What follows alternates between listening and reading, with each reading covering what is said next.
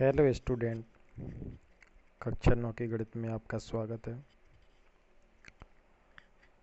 अब अगला टॉपिक आपका प्रश्नावली 2.4 के बाद बीजीय सर्वसमकाएं। पिछली कक्षाओं में आपने इन सर्वसमकाओं के बारे में पढ़ा होगा,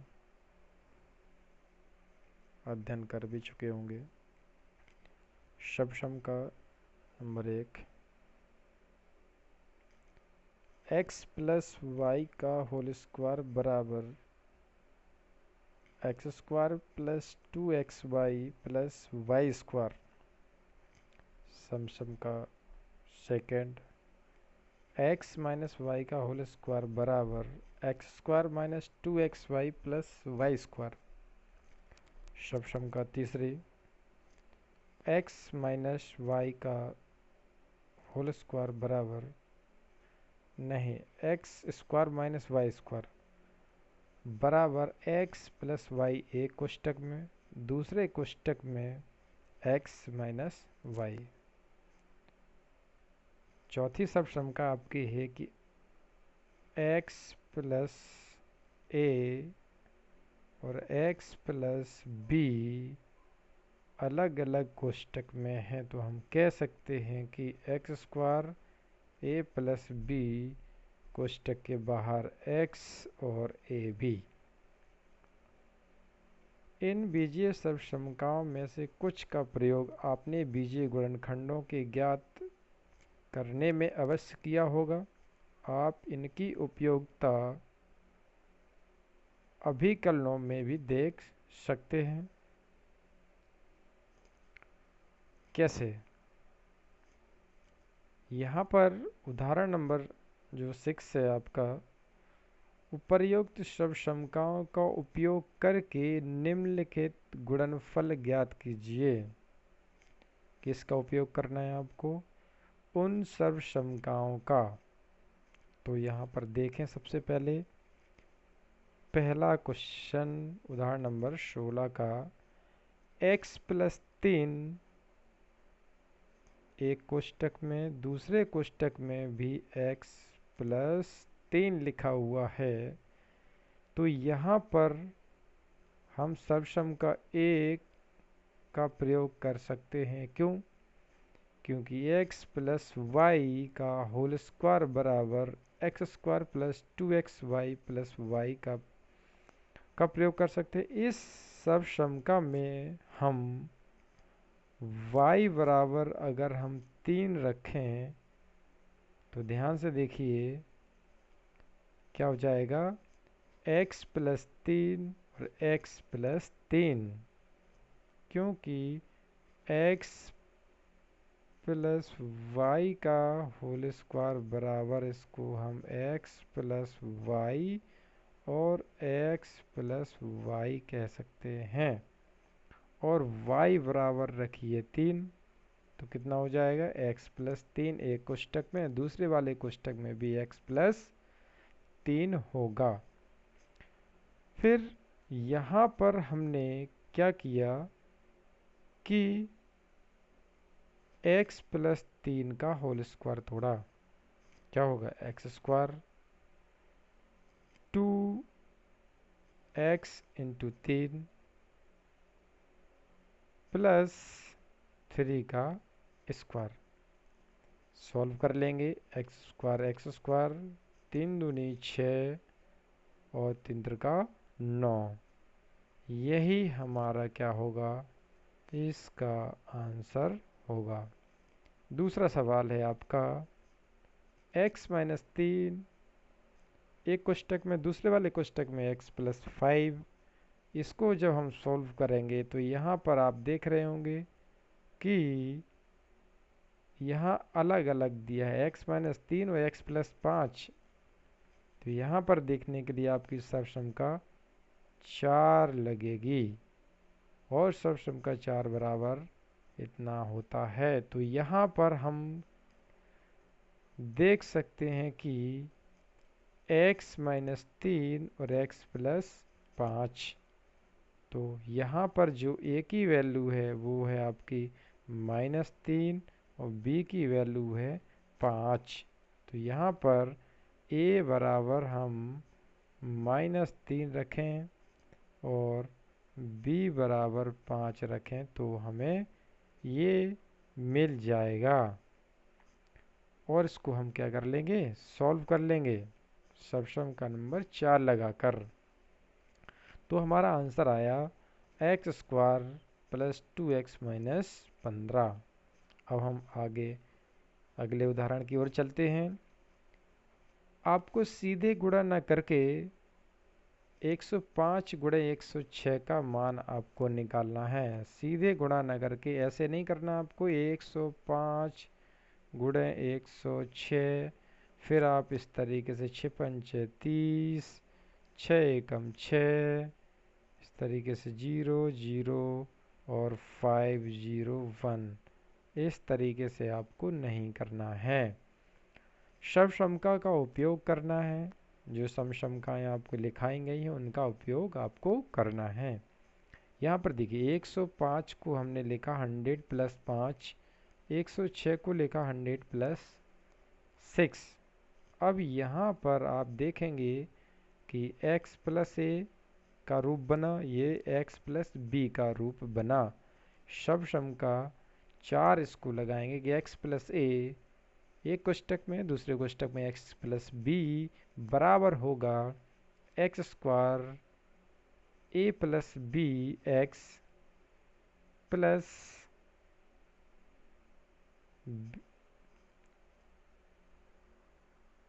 x²। देखिए ध्यान से फिर से बताते हैं, x² a plus B X plus A B. मतलब अगर हम x प्लस चौथी सरसम का क्या कहती है, x प्लस ए और x प्लस बी बराबर x² प्लस एक्स आपका बाहर होगा a प्लस बी और प्लस ए बी। इसको हम आगे भी यहाँ लिख सकते हैं और इसको यहाँ लिख सकते हैं, इनटू में तो कोई दिक्कत नहीं है। तो चलिए यहाँ पर इन्होंने मान रखा सम का 4 का उपयोग करके 100 का स्क्वायर 10,000 होगा, 6 5 11 का 100 में गुणा करेंगे 1100 होगा और 6 पंचे 30 होगा। 10,000 100 और 30 तो क्या होगा 10,000 और 1100 प्लस 30 हो जाएगा 11,130। दिए हुए व्यंजकों का गुणनफल ज्ञात करने के लिए हमने ऊपर बताई गई कुछ सर्वसमकाओं का प्रयोग किया। ये सर्वसमकाएं बीजीय व्यंजकों का गुणनखंड करने में उपयोगी होती हैं, जैसा कि आप नीचे उदाहरण में देख सकते हैं। चलिए अब हम अगले नेक्स्ट सवाल को हम सॉल्व करते हैं। देखिए 49a² 70ab प्लस 25b²। तो आपको यहाँ पर यह देख सकते हैं कि जो 49a² है इसको क्या लिख सकते हैं, 7a का होल स्क्वायर लिख सकते हैं।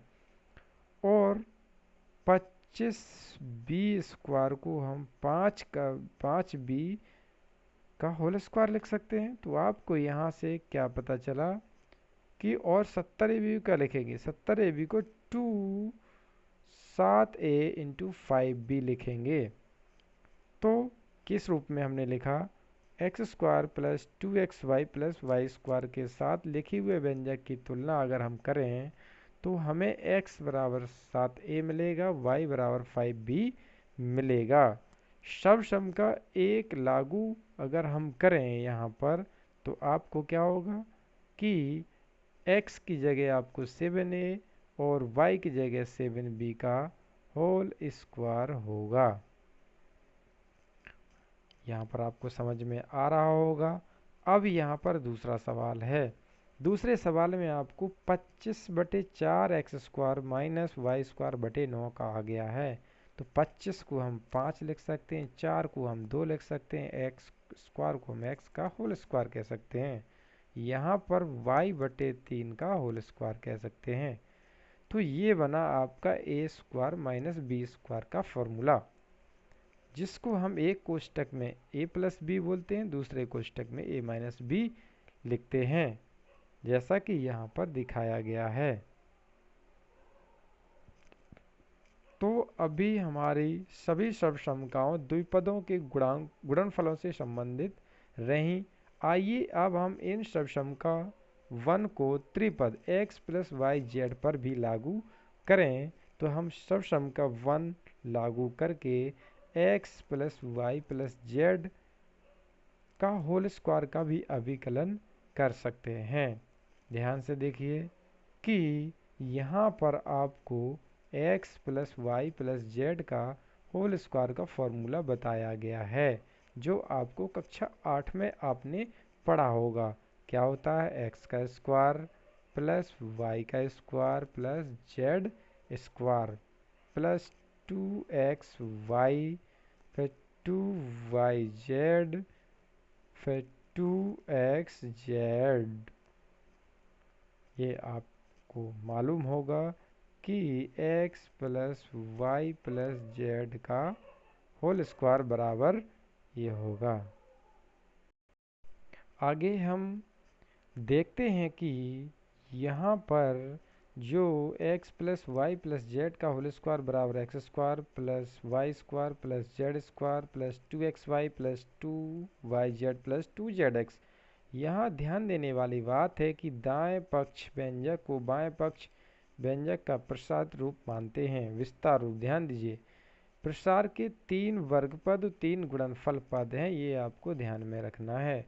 3 का वर्ग किया गया है 3 पदों का, और 3 का क्या है? गुणनफल है।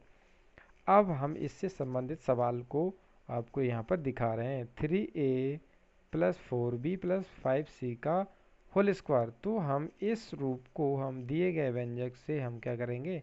तुलना कर लेंगे। x की वैल्यू बराबर 3a, y की वैल्यू 4b और z की वैल्यू 5c लिखेंगे। सर्वसम्यता v लागू करने पर हमें यह प्राप्त होता है। अब हम इसका मान हमने x y z का मान हमने रखा, तो उसी फॉर्मूले के अनुसार रखा कि X square plus Y square plus Z square plus 2xy 2yz 2zx, इसको हम क्या कर लेंगे? सॉल्व कर लेंगे। देखिए ध्यान से, इसका वर्ग करेंगे तो कितना होगा? 3 त्रिका 9, a स्क्वायर, चच्चों को 16, b स्क्वायर, पचम 25, सी स्क्वायर, 4 की 12 दूनी कितना? 24, और पंच को 20 दूनी 40, और 5 15 दूनी 30। ये हमारा क्या होगा? आंसर होगा। अब इसी तरीके से हमने ऋणात्मक पदों को लिया, तो इसमें कोई घबराने वाली बात नहीं है। यहाँ पर आप ये समझें कि जो x plus Y plus Z का होल स्क्वायर अगर आपको आता है, तो X square plus Y square plus Z square plus 2xy plus 2yz plus के 2zx लिखेंगे। और अगर आपका x माइनस वाई माइनस अगर z का होल स्क्वायर है, तो यहाँ पर आपका सेम रहेगा, X square plus Y square plus Z square रहेगा, लेकिन -2, क्योंकि ये माइनस का है तो 2xy होगा, माइनस माइनस प्लस होगा, 2yz होगा, ये और ये माइनस होंगे तो क्या होगा? 2zx होगा। इस तरीके से हम बना सकते हैं। तो यहाँ पर आपका 4a लिखा है, 2a को -2a के अंदर 2b रख दिया, और -3c लिखा था उसको हमने माइनस के अंदर रख दिया। फिर हमने नया होल स्क्वायर यहाँ पर बना लिया। यहाँ पर x की जगह 4a, y की जगह -2b और z की जगह -3c है। उसी फॉर्मूले में हम यहाँ पर रख देंगे और इसका मान हम निकाल लेंगे। चलिए आगे बढ़ते हैं। देखिए ध्यान से, अब आपका 4x³ Y square plus Z square minus 4xy minus 2yz plus के 4xz है। सवाल को जस्ट उल्टा लिख किया। अभी हम विस्तार पूर्वक लिखते थे, अब आपको शॉर्ट फॉर्म लिखना है, संक्षिप्त रूप आपको लिखना है। तो हम 4x² को क्या लिख सकते हैं, 2x का होल स्क्वायर, वाई स्क्वायर को वाई स्क्वायर लिखेंगे, जेड स्क्वायर को जेड स्क्वायर ही लिखेंगे। यहाँ पर जो माइनस प्लस 2x और माइनस के y लिखेंगे, ये आपका 2x है इंटू वाई, क्योंकि आपको यहाँ पे देखना होगा कि माइनस का 4xy है और यहाँ पर भी क्या है, माइनस है। तो आपको कौन सा पद माइनस का होगा, x माइनस वाई माइनस के प्लस के क्या होगा, z होगा। क्यों, क्योंकि यहाँ पर हमने देखा कि y वाले टर्म्स ऋणात्मक हैं, x z वाले टर्म ऋणात्मक नहीं है, इसलिए x माइनस वाई प्लस क्या होगा, z होगा, इसलिए y आपका क्या होगा, ऋणात्मक होगा। यहाँ पर इस तरीके से बनाने के बाद हम ये बना सकते हैं। यहाँ पर इन्होंने क्या किया कि सर्वसम 5 को लागू यहाँ पर कर दी। इसको हम जैसे x प्लस वाई का होल स्क्वायर जब लिखेंगे तो x प्लस वाई और x प्लस वाई हम 2 बार लिख सकते हैं। अब यहाँ पर हम द्विघात पदों से संबंधित समसमकाओं का ही अध्ययन किया। आइए हम x प्लस वाई का होल क्यूब का भी अध्ययन करते हैं। ध्यान दीजिए कि x प्लस वाई का होल क्यूब आपने ये पढ़ा होगा। यहाँ पर इसका विधिवत तरीके से प्राप्त किया गया है कि कैसे प्राप्त किया, तो आपको मालूम है जिस तरीके से हम एक्स क्यूब को क्या लिखते हैं, x गुणे एक्स स्क्वायर लिखते हैं, उसी तरीके से x प्लस वाई का होल क्यूब को हमने x प्लस वाई का होल स्क्वायर लिखा।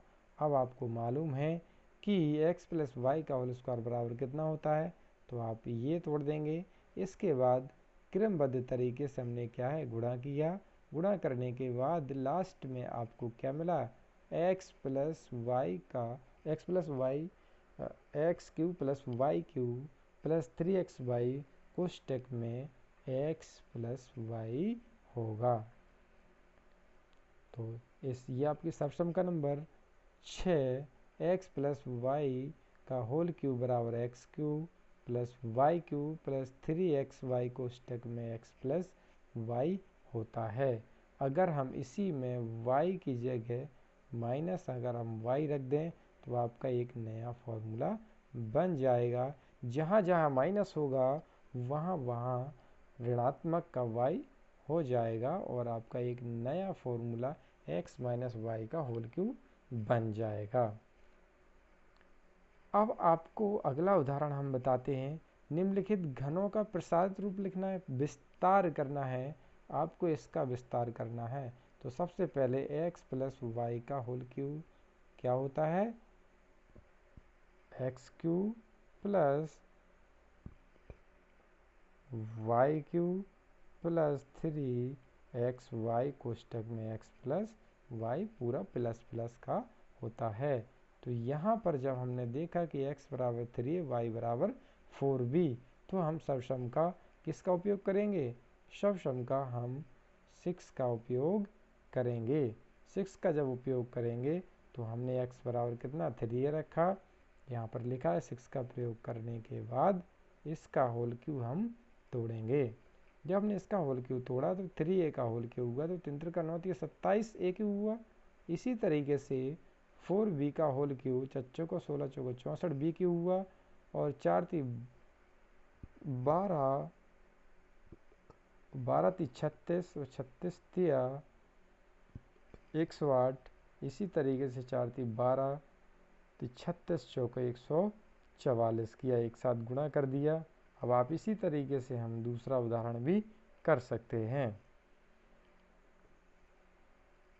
यहाँ पर अब आंकिक सवाल है कि आपसे अगर कहा जाए 104 का होल क्यूब, अब आप समझिए 104 का होल क्यूब का मतलब इस तरीके से आपको नहीं करना है, इसमें बहुत टाइम आपका नष्ट हो जाएगा। इसलिए हमें सर्वसम्मकाओं का प्रयोग करना है। क्यू घाते तो आपको 104 को क्या लिखेंगे, 100 प्लस 4 का क्यू, तो ये बन गया x, तो ये बन गया आपका y का क्यू। और इसका फॉर्मूला तोड़िए और x y की जगह y है और x की जगह क्या है 100 रख दीजिए, तो आपका सवाल क्या है सॉल्व हो जाएगा। हाँ, x की जगह आपको 100 रखना है, y की जगह आपको 4 रखना है, और हम x प्लस वाई का होल क्यू जो फॉर्मूला होता है वो 100 प्लस 4 का होल क्यू बराबर क्या है, इसको हम सॉल्व कर देंगे।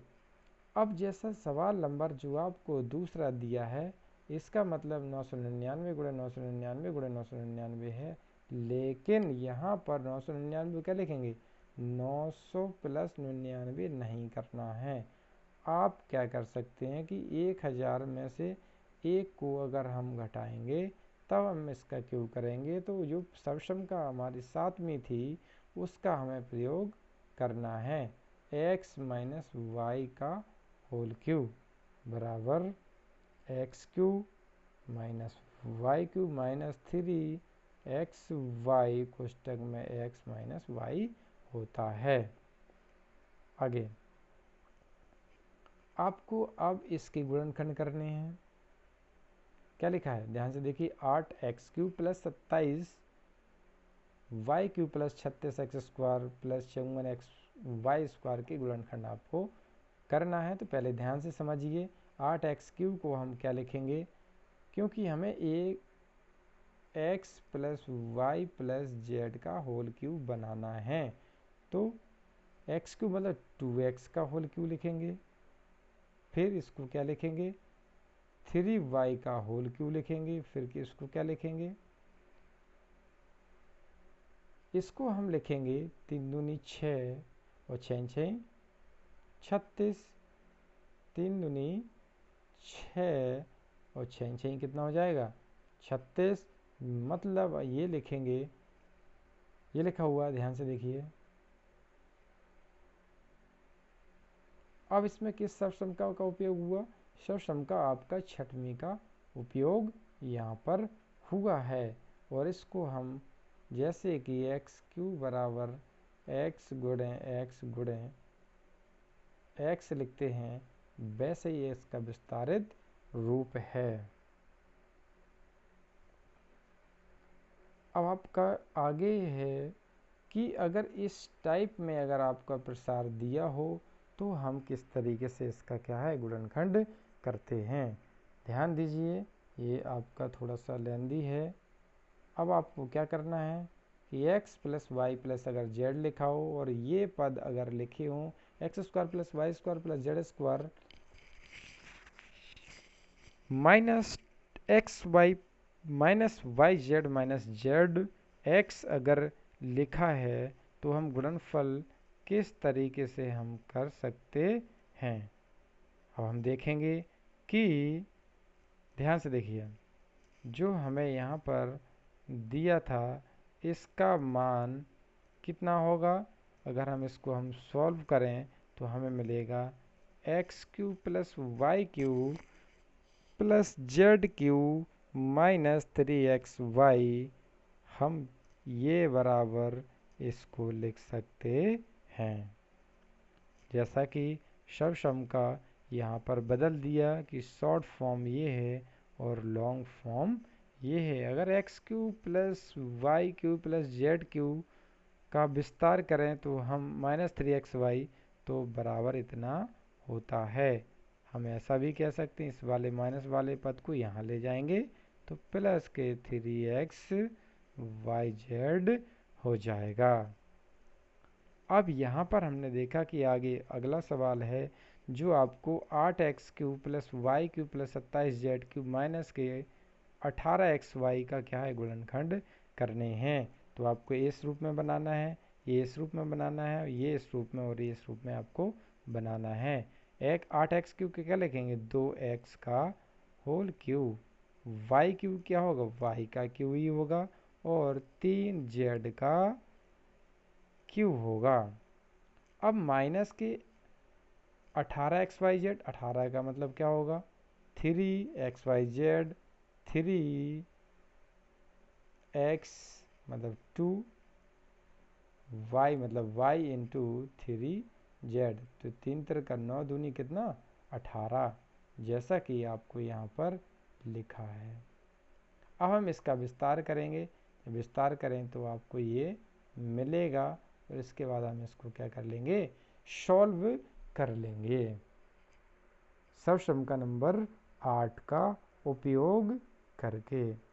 तो स्टूडेंट आपको कक्षा 9 में की जो कॉपी फेयर बना रहे हैं उसमें आपको सभी सर्वसम्मकाएँ आठों लिखनी हैं और आपको याद करनी हैं। अगर आपको ये आठों सर्वसम्मकाएँ याद होती हैं और तो आप प्रश्नावली 2.5 को कंप्लीट कर लेंगे। 2.5 प्रश्नावली आपको अपने कॉपी पर सॉल्व करना है। अब आपको विधिवत ही क्लास पर डे वीडियो मिलेगी। इस तरीके से आप प्रश्नावली को देख सकते हैं, ये आपको सॉल्व करनी है।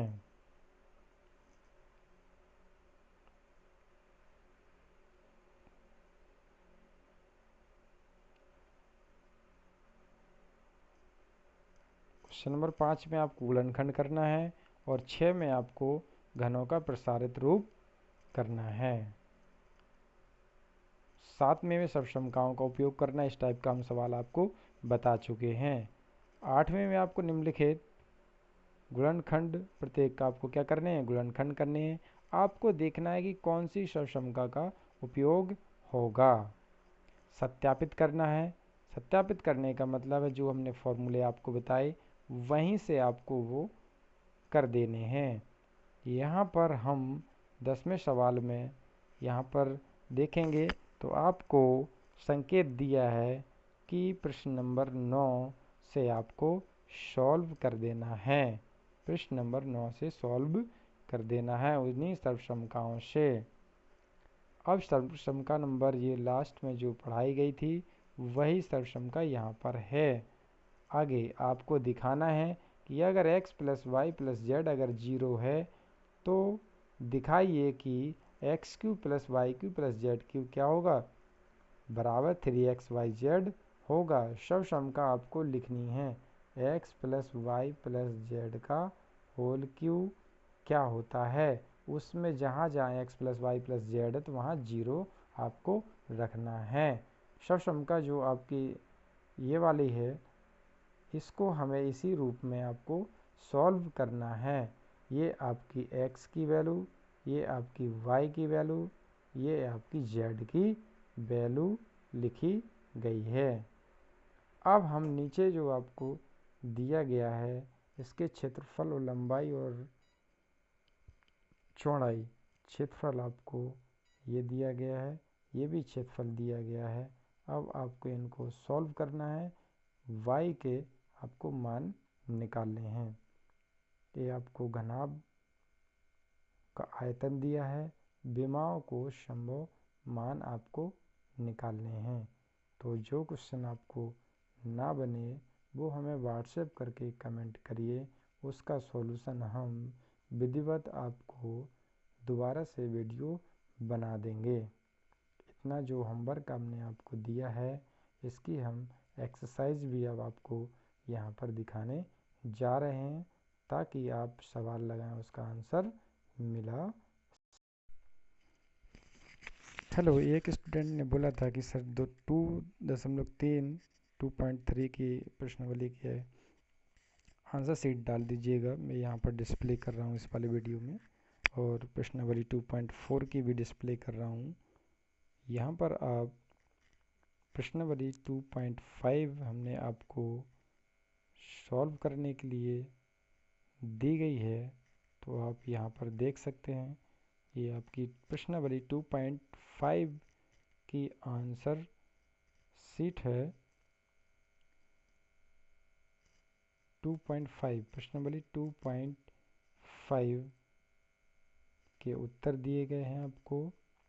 इनसे आप अपने सवालों को विधिवत तरीके से मिला सकते हैं कि हमारा सवाल सही हुआ या गलत।